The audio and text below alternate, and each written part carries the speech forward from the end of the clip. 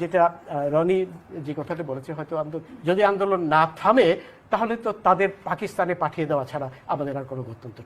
সেটা যেটা বললাম সেটা হলো যে এখন যে অবস্থা দাঁড়িয়েছে, পাকিস্তানে আসলে যাওয়া সম্ভব নয়। পাকিস্তানে যাওয়া সম্ভব নয়। ওনার কথা মতো যদি 4 কোটি রাজাকারের বাচ্চা এই বাংলাদেশে থাকে, তো 4 কোটি রাজাকারের বাচ্চা, তার সঙ্গে যদি 4 কোটি রাজাকারের বাপ ধরেন, বাচ্চার বাপ ধরেন, তাহলে তো আরো প্রায় 1 কোটি চলে আসবে, 5 কোটি।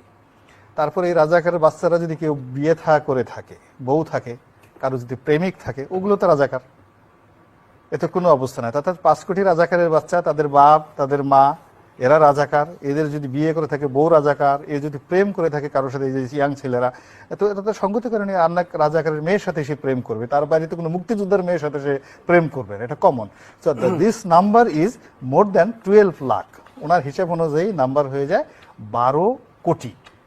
4 কোটি রাজাকার এই রাস্তায় এখন যদি থাকে 12 কোটি হয়ে যায়, বউ, বাচ্চা, প্রেমিক, এগুলো সব ধরলে আর কি, নাতিপুতি ধরলে 12 কোটি লোককে আসলে পাকিস্তান যাওয়া সম্ভব নয়। বরং এই রাজাকারের বাচ্চারা, 12 কোটি রাজাকারের বাচ্চারা যদি এক হয়ে যায়, তারা অনেককে ভারতে পাঠিয়ে দিতে পারে। That is a dangerous game.